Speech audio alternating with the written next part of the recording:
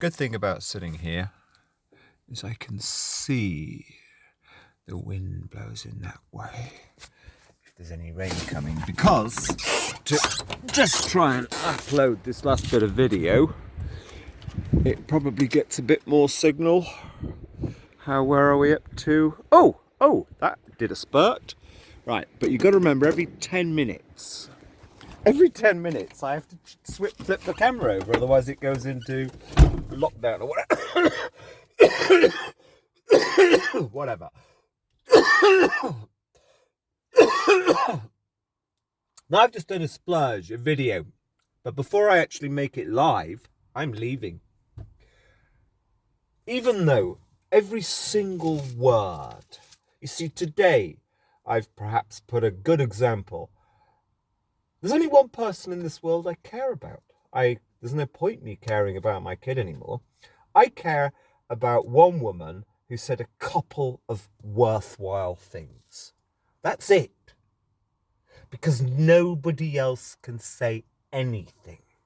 But for her own sake, I know she's very unhappy because she's been sucked into this total and utter terrible, useless guru bullshit. I saw it coming 20 years ago. It's as simple as this. I myself, having spent 20 years, 15, reading really good literature. Erewhon, Utopia by Thomas More, M-O-R-E. Trying to improve my soul. I hadn't managed this with a full understanding of the English language by 20 years ago, such that I poisoned myself by my inability to be human. How on earth is some immigrant in a foreign language which is very complicated? Never mind, we have this years of these what a service economy means is, which Britain has one of the probably about the top 3 in the world. People have to make money off other people. They don't make things and sell things. They have to find ways of cleverly making money off their fellow human being. And it's just got so warped. It's taken me years to be able to... You have it in your heart, you intuit it, but to actually be able to say anything useful takes years. How on earth can a non-native tongue speaker? I mean, you just feel sorry for them. Somebody said there was a whale there. Anyway, right. Because here's the fucking fundamental thing. This is the fundamental thing of parenting or just getting by in life. The one thing I have to say for myself, I've never stolen, or if I do, it's just I borrow things for fun, like when they're clearly not going to, like very rarely. Anyway, the parents needed to work together when 25 years ago, you buy a bicycle for your kid and it's made of such terrible materials it's falling to bits within 6 months. How on earth, that's why we need to be supporting each other, all in it together, properly, mutually. But even a really good example, and this is going to sound so trite, the number one, well, they're not that posh, but posher grocers in Hay-on-Wye. I had this about 20 years ago. I would never have bought it. It ended up with me for some reason. I can't even remember. I found it somewhere or something, and I didn't have time to do that nicely. But I did go around Hay-on-Wye. There you go. But here's the point. I only recommissioned this about 2 months ago because my gang bar fits in nicely. And I need to take my laptop and several things in charge. But the inside of it, they're not a cheap greengrocers. The inside of it has started to fall to bits, such that I noticed a few days ago, all this shit is collecting in the bottom. Like, that's almost new. It's been used about 20 times. And that just causes mess.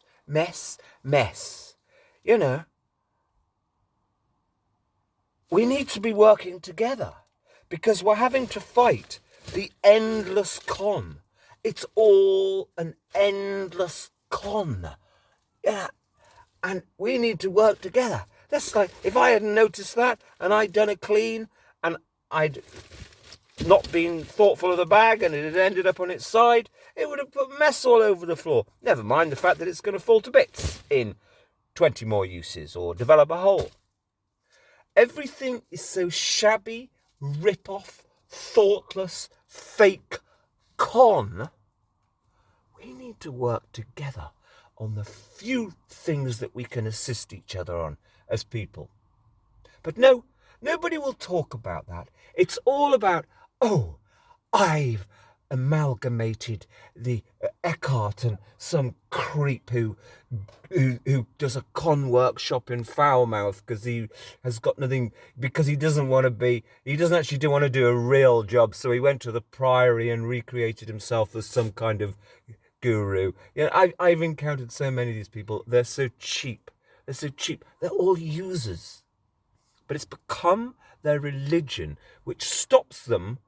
Nothing wrong with having a conversation over chamomile tea in the evening or beer. Well, have you heard about that approach that Eckhart Tolle has or whatever? You know, okay, there's some good things in this, but let's think about it. Yeah. But no, they preach their ego, their fragile, it's all about lack of esteem because they're not doing anything real. They preach their lack of esteem via trying to impress other people with shabby, cheap, utterly, merely performed so-called wisdom without actually saying, well, let's get our stuff sorted out first where we're helping each other. I got 2 bags that are not going to fall to bits. Or etc. etc. Or let's write a fucking letter of complaint. So that the man that owns that is like I don't know if he's even there. Last time I saw him would be about 5 years ago. Is a smug, pretend, hey, I'm one of the good guys. Now, you're selling crap that's caused... Well, it's a good job I didn't buy it. You know, that's why I never buy anything. I just adopt the odd thing that comes my way. Right, let's get this camera off the roof. But, you know, that's what people no longer do. And I realised this 20 years ago. 17-ish years ago is when it all gradually started to change. They need to support each other and focus. There's only going to be 1 or 2 good things about anybody. Even if you love them, adore them, value them more than anything you've ever encountered in life. There's going to be 1 or 2 good things. You just work with those 1 or 2 good things. But then the rest of it is, can we practically support one another? If not, nothing else, just emotionally. Yes, it's just a fucking shit, shabby, cheap con world where your Price and Pew bag falls to bits after... Oh, the wind comes because it's dangerous. Oh no, it's turned off, you see. That's what I have to remember to do. And see, exactly. I'm continually having to do 3 things at the same time, and I accept that entirely. That's the price of years of princesses. And there are plenty. In fact, the one that was the funniest of all was a man called David Hassel, who lived at Aywood. And he the good thing about him, because he had the same things that he'd encountered in his teens, about the same age as me. We'd encountered Reginald Perrin, the young ones, Rick Mayall especially, Alan Bastard. He could at least make jokes about his own failings. You know, that was healthy. He would actually... I raised it with him about 10 years ago after a range of bizarre behaviours when he was meant to be helping, doing an agreement to be made about a huge woodpile with a local farmer. I'd made the agreement. The farmer made the deal. Okay, I won't burn that huge woodpile. You guys take it. I'll grant you access to the field, but it's got to go in 2 days. David, is that all right with you? They plays games for 3 days and never helps because it was meant to be a shared thing. They had a trailer, I had a chainsaw. And no, at least he admitted he had terrible princess disease, which he did. Terrible parenting, alcoholism for about 20 years. Admit it if you've got princessitis. You're probably almost in the majority in this country now, and that includes every immigrant I've ever known, every single one. That sounds horrible. I want open borders. I believe in the more immigrants, the better. But I think there's something that warps people who are attracted to this country because they've seen on television this false pot of gold, which has never been there. You ask Ricky Tomlinson, who stood up against business brutality in the late 70s. He was tortured in jail. You know, he was treated so badly. This place has never been nice. And unfortunately, your certain kind of princess has been drawn in to... yeah, feel sorry for them. Anyway, I can't do English, so I've got to put up with somebody from a different people. But that's the honest truth. And actually, hilariously, I read my first Guardian Super approved modern literature about an immigrant Pole, a group of Poles on a fruit farm. I read somewhere in the East. I read that about 15 years ago, and as I was reading it, and they so approved of it, I just laughed. They made these people out. I mean, all made them out to be lovely, innocent bumpkins. That's absolute bullshit. And in fact, Herefordshire has had proportionally quite a lot more murders the last 5 or 10 years by people from Eastern Europe. I still would... There's only one person in this world I want to try and find genuine, what's real about you that's good. I can't do it with any English anymore. They're all lost. But know where the goalposts are. I've got lots of good interviews, recordings with various women, wiser ones the last few months. At least we agree on these. We agree. Know where the goalposts are. Then, if you're going to get stabbed in the back, you'll get stabbed in the back. At least your head will be clear.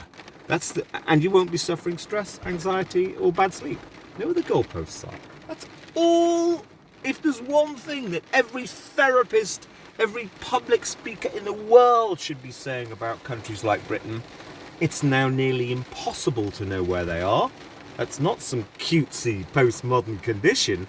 That's fucking the end of actual humanist, post-enlightenment, healthier existence, and not even progress. That's the beginning of going backwards. Anyway, right, I've waffled on far too much when it's just really about... Yeah. Focus on the things that actually we do, that are the real, that cause us an inner angst or despair or just exasperation. Yeah, exasperation. The words matter, you know.